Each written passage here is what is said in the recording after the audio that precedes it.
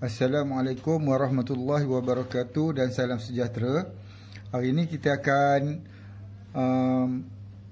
cuba membuat satu latihan kawalan elektrik.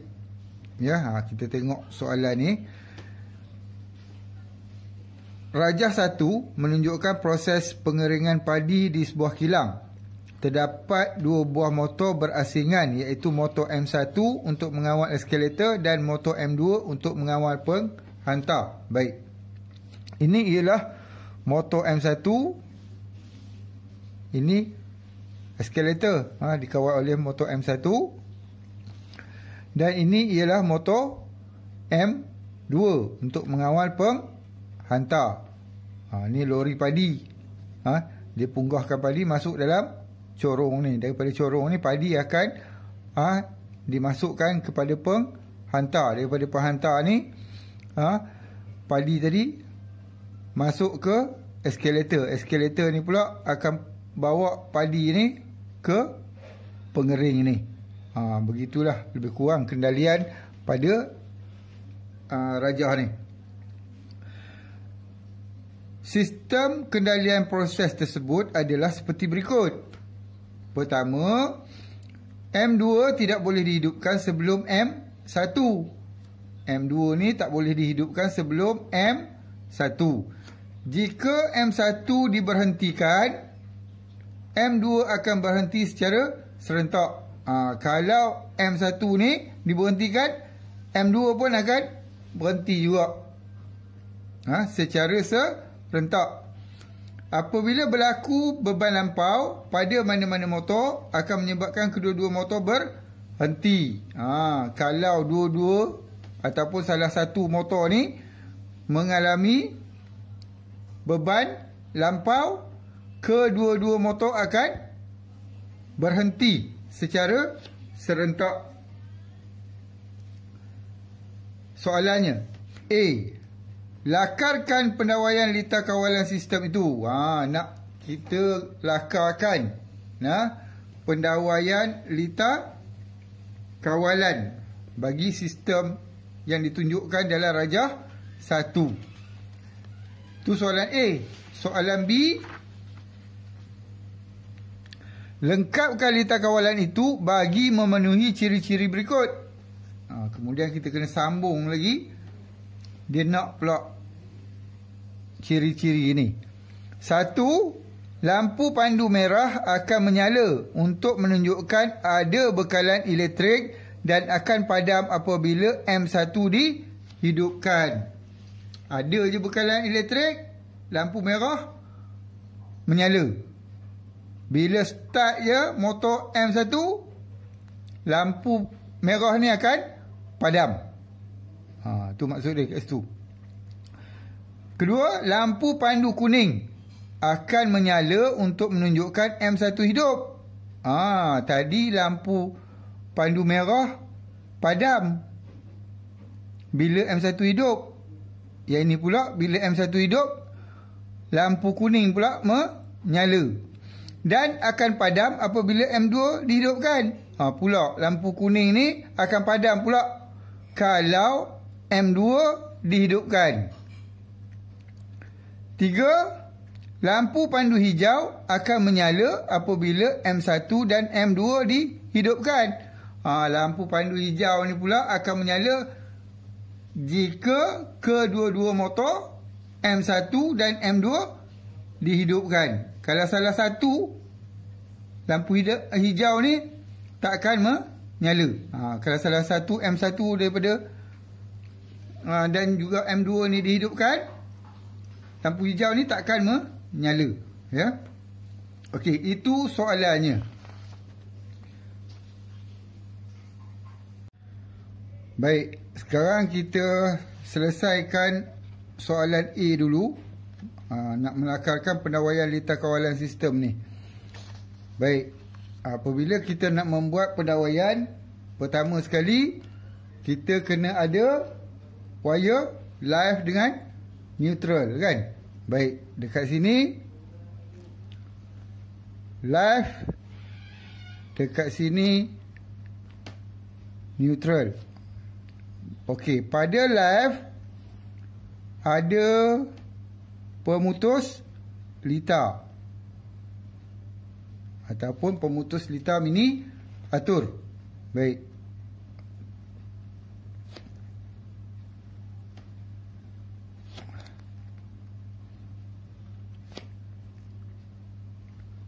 Lebih baik menggunakan pembaris, ya. Lebih baik menggunakan pembaris kalau murid-murid nak buat gambar rajah litar ni. Nampak lebih kemas. Baik.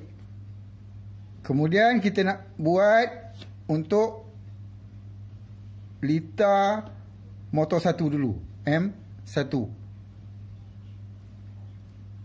Okey, ini ialah bahagian motor M1. Macam mana nak hidupkan. Okey. Dekat sini ada punat tekan henti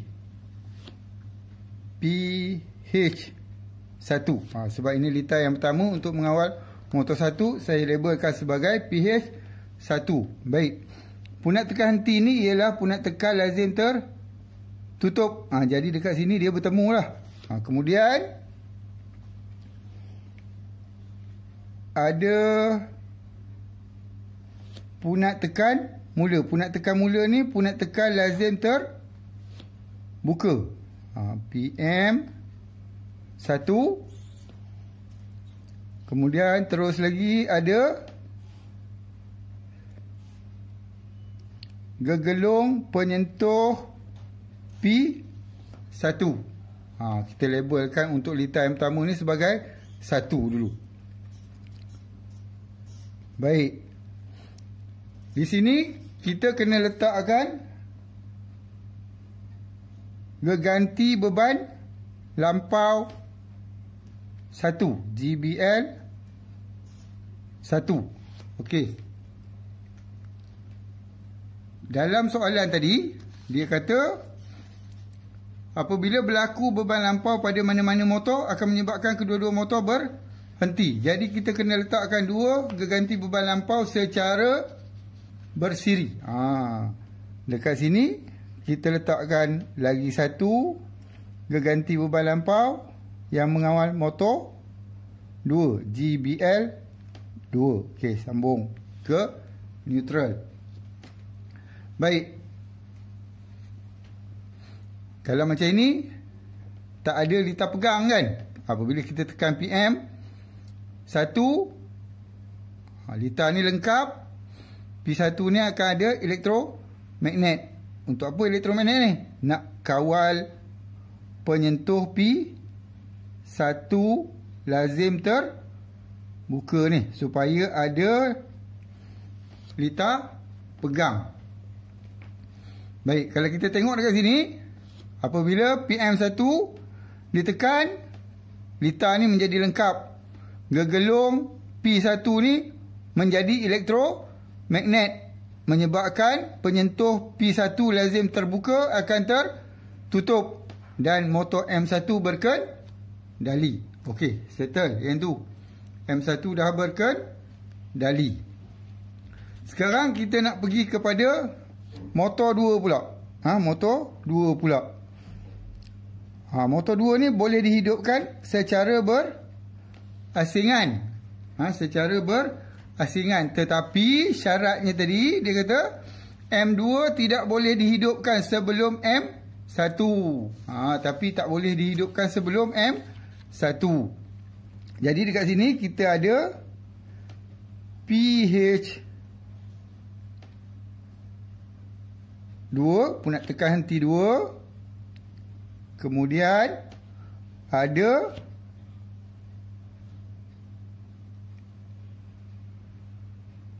PM2. Kemudian ada P2, gegelung P2. Kemudian ini disambungkan ke sini. Baik. P2 ni, gegelung P2 ni untuk kawal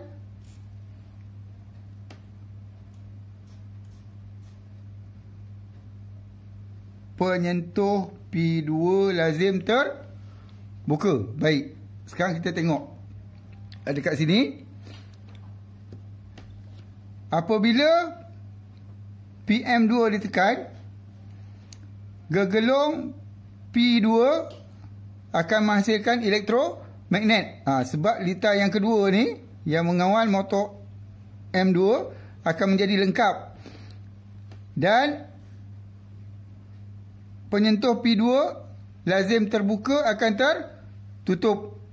Walaupun PM2 ni dilepaskan, dia akan tetap menyebabkan motor 2 ni berkendali kerana adanya litar pegang. Baik, kita tengok tadi syarat dia, motor M2 ni boleh dihidupkan apabila motor M1 hidup. Kalau motor M1 mati, dia pun mati juga motor M2 ni. Baik, kita tengok mati ke tak. Kita tekan pH. Bila kita tekan pH, gegelung P1 hilang ke elektromagnetannya. P1, penyentuh P1 lazim terbuka, akan terbuka balik.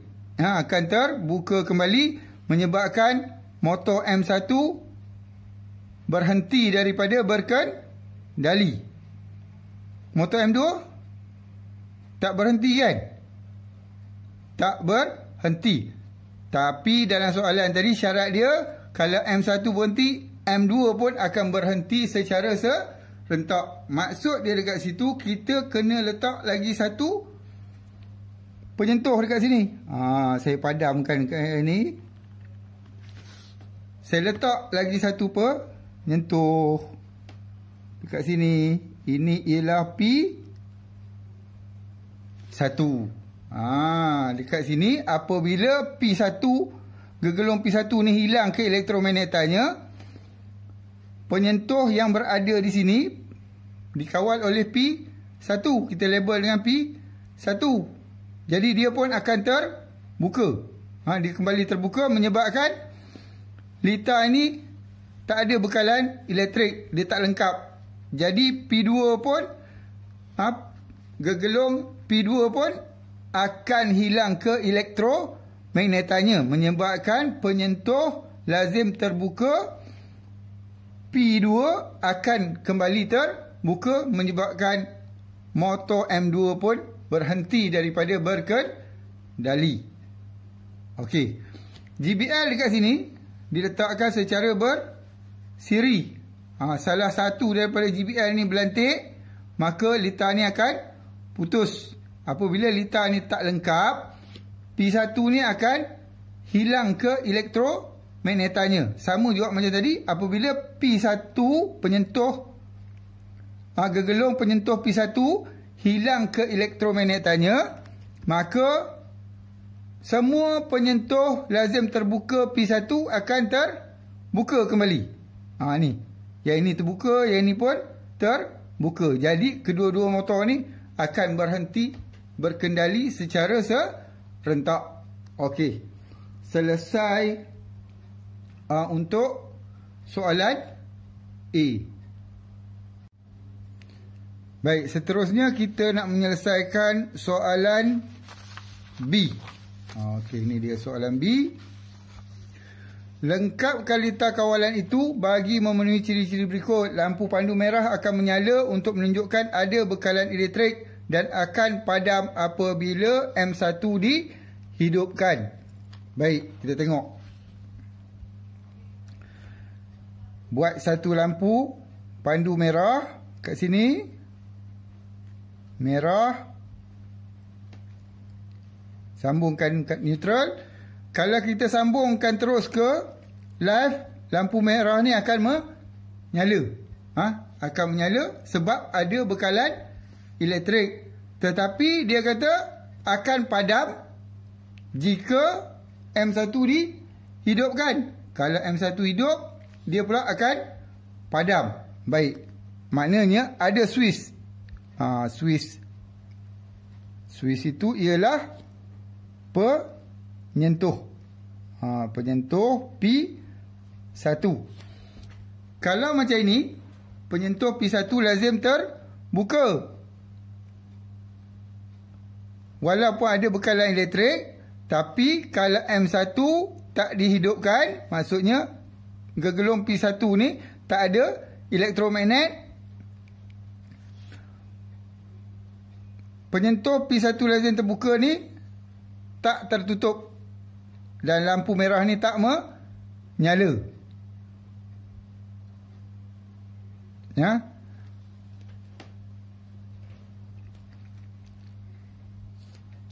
Jadi supaya lampu merah ni menyala apabila dalam keadaan M1 belum dihidupkan, kita perlu menggunakan penyentuh lazim tertutup dekat sini. Dia sentiasa tertutup apabila tidak ada elektromagnet.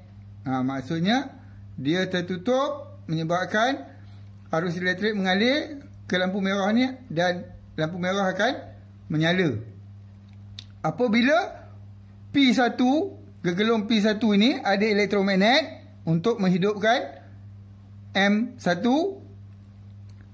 penyentuh P1 lazim terbuka, penyentuh P1 lazim tertutup ini akan terbuka,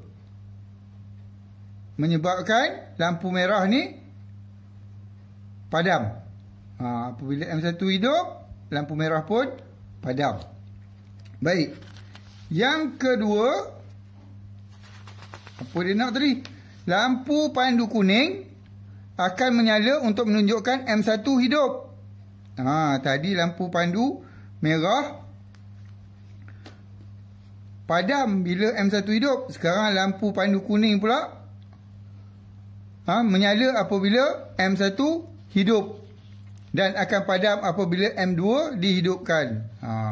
Ini ada dua keadaan lampu pandu kuning ni. Baik. Kuning. Baik, dia kata akan menyala apabila motor M1 hidup. Maknanya pakai penyentuh lazim terbuka P1. Dia sama kat sini. Apabila P1 ada elektromagnet, penyentuh P1 lazim terbuka